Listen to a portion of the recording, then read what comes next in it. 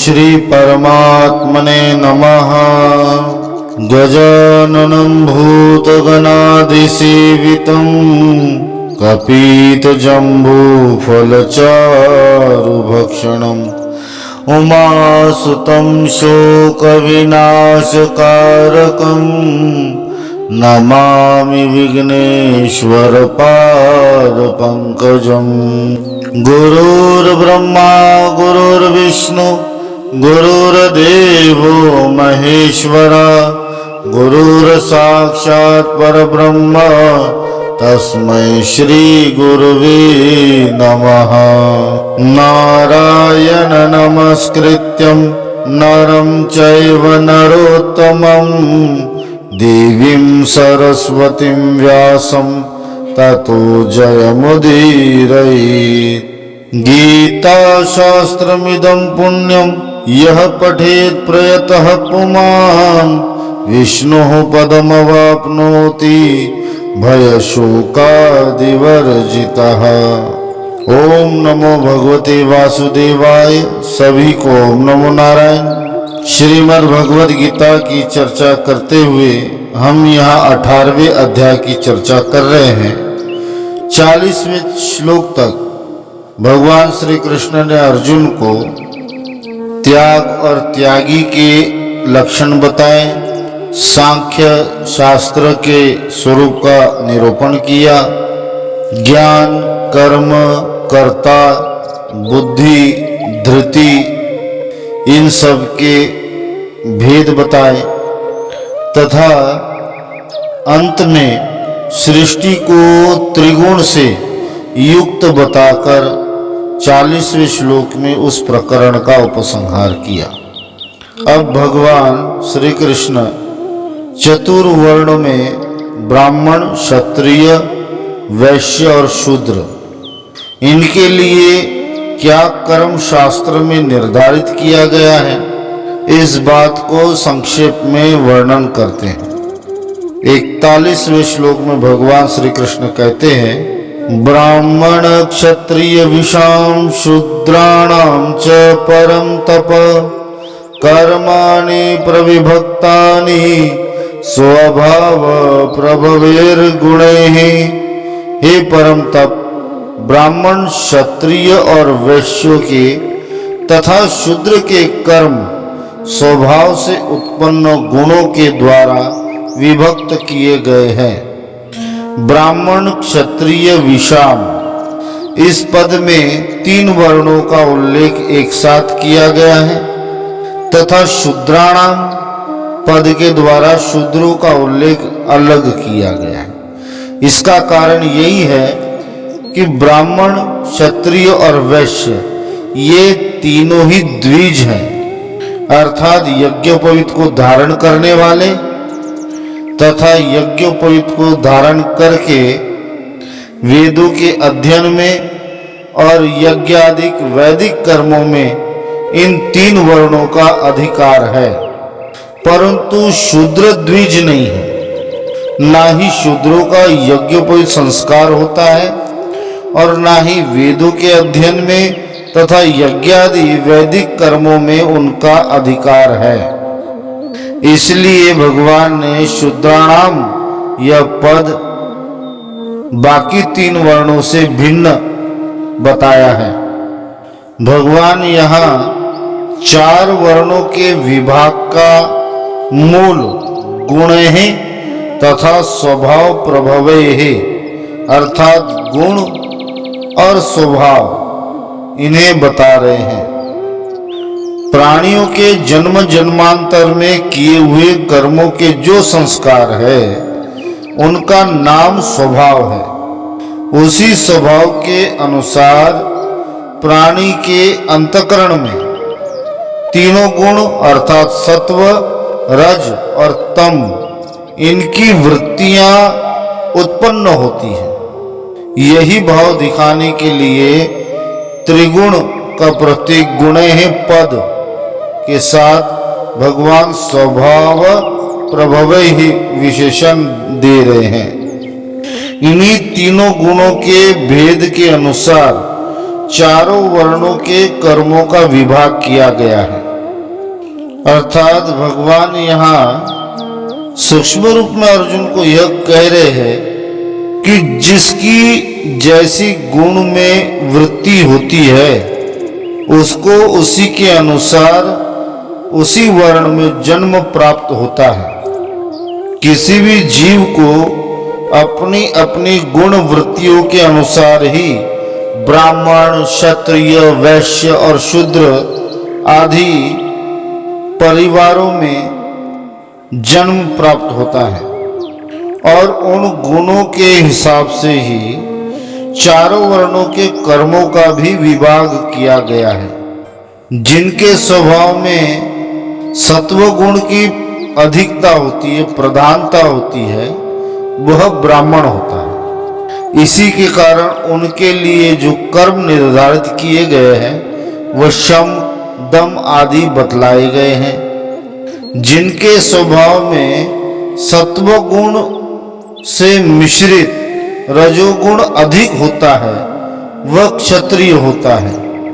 इसी कारण उसके स्वाभाविक कर्म शूरवीरता, तेज, बल आदि बतलाए गए हैं तथा जिसके स्वभाव में तमोगुण मिश्रित रजोगुण अधिक होता है वह वैश्य होता है।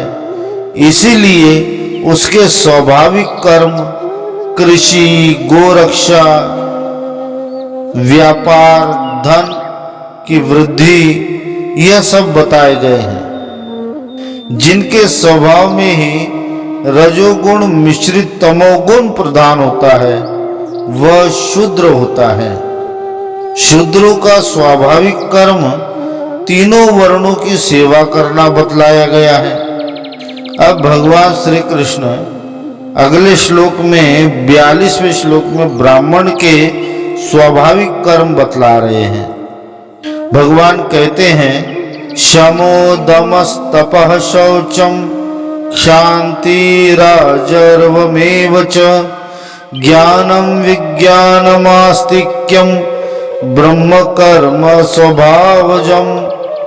अंतःकरण का निग्रह करना, इंद्रियों का दमन करना, धर्म पालन के लिए कष्ट सहना, बाहर भीतर से शुद्ध रहना, दूसरों के अपराधों को क्षमा करना, मन, इंद्रिय और शरीर को सरल रखना, वेद, शास्त्र, ईश्वर और परलोक आदि में श्रद्धा रखना, वेद शास्त्रों का अध्ययन करना तथा अध्यापन करना और परमात्मा के तत्व का अनुभव करना, ये सब के सब ही ब्राह्मण के स्वाभाविक कर्म है। अंतःकरण को अपने वश में करके उसे शांत बना लेना ही शम है। समस्त इंद्रियों के विषय भोगों का दमन करके मन तथा इंद्रियों को अपने वश में कर लेना दम है। धर्म पालन के लिए कष्ट सहना, भोग सामग्रियों का परित्याग करना, व्रत उपवास आदि करना, ये सब तप के अंतर्गत आते हैं। बाहर और भीतर की शुद्धि करना तथा शरीर, मन तथा इंद्रियों को पवित्र रखना, उसके लिए की जाने वाली जो क्रियाएं हैं उन्हें शौच कहते हैं। शांति अर्थात दूसरों द्वारा अपने प्रति किए गए अपराधों को पूर्णतया क्षमा कर देना, उसे शांति कहते हैं। आर्जवम अर्थात मन, इंद्रिय और शरीर को सरल रखना, उसे आर्जवम कहते हैं। आस्तिक्यम अर्थात आस्तिकता का वाचक है। वेद, शास्त्र, ईश्वर और परलोक इन सब में पूर्ण विश्वास रखना और धर्म पालन में दृढ़ विश्वास रखना और धर्माचरण करना, ये सब आस्तिकता के लक्षण है।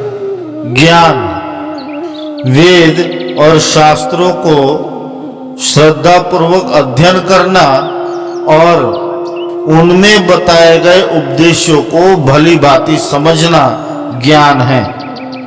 विज्ञानम अर्थात वेद शास्त्र में बताए गए मार्ग द्वारा, साधनों द्वारा तथा महापुरुषों की वाणी के द्वारा प्राप्त साधनों द्वारा परमात्मा को प्राप्त करने का तथा परमात्मा के स्वरूप का साक्षात्कार कर लेने का नाम विज्ञान है। भगवान कहते हैं कि ब्राह्मणों में सत्व गुण की प्रधानता होती है। इसी के कारण उपर्युक्त बताए हुए सभी कर्मों में उनकी स्वाभाविक प्रवृत्ति होती है। उनका स्वभाव उपर्युक्त कर्मों के अनुकूल ही होता है।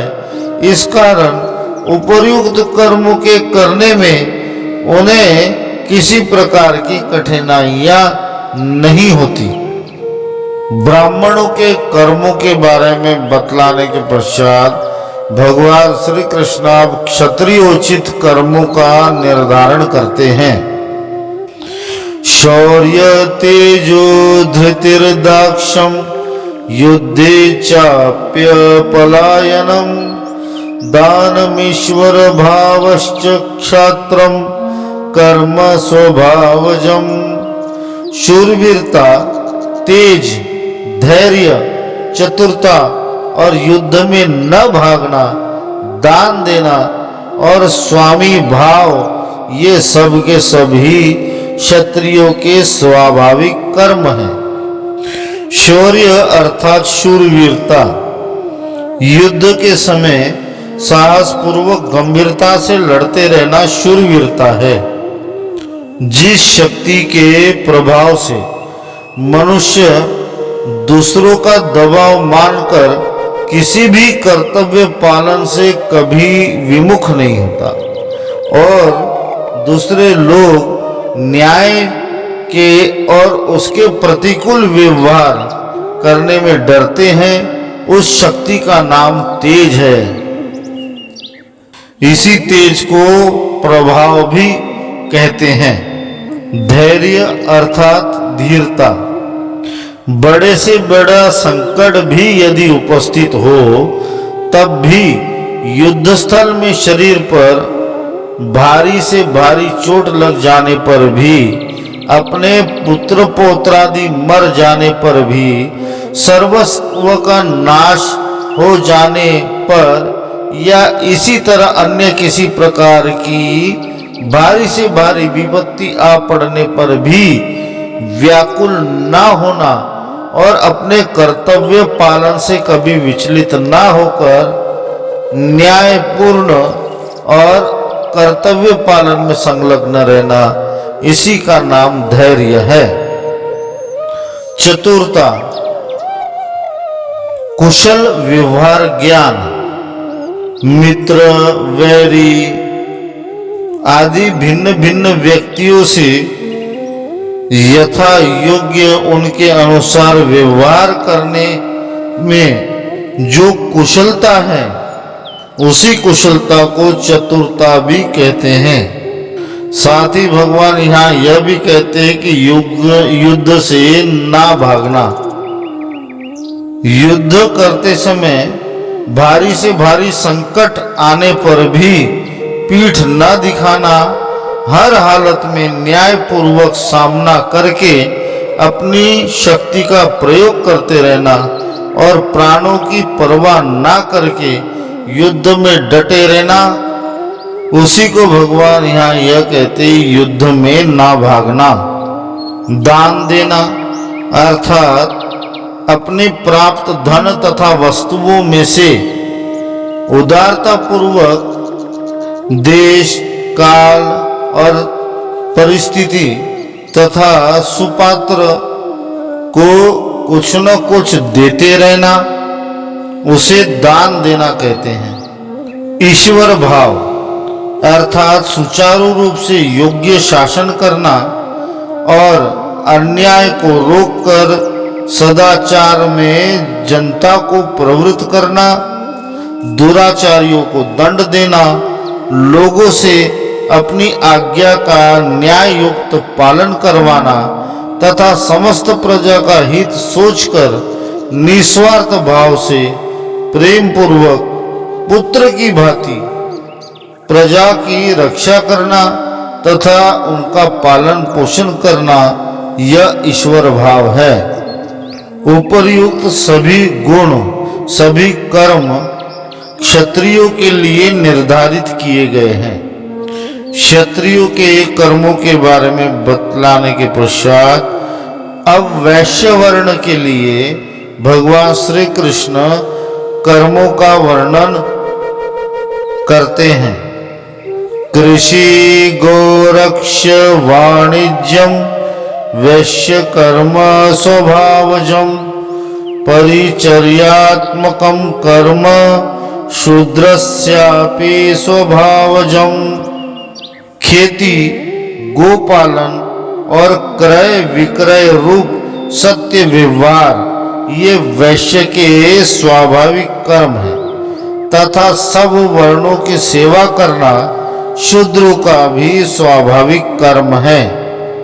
भगवान यहाँ कह रहे हैं कि जो कृषि आदि में संलग्न रहता है तथा बीज बोकर गेहूं, जौ, चने, मूंग, धान, मकई, उड़द, हल्दी, धनिया आदि समस्त खाद्य पदार्थों को, कपास और नाना प्रकार की औषधियों को और इस प्रकार देवता, मनुष्य और पशु आदि के उपयोग में आने वाली अन्य पवित्र वस्तुओं को उत्पन्न करने का नाम कृषि यानी खेती करना है।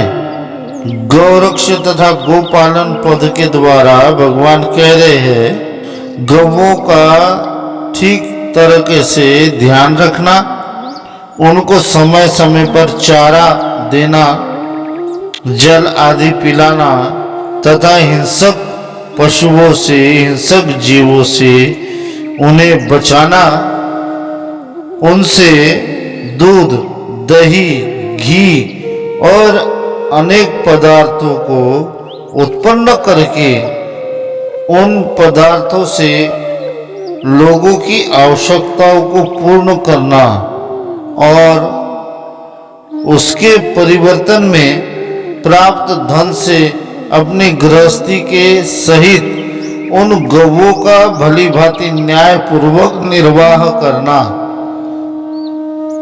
उसे ही पशुपालनम और गौरक्ष पद के द्वारा भगवान बता रहे हैं।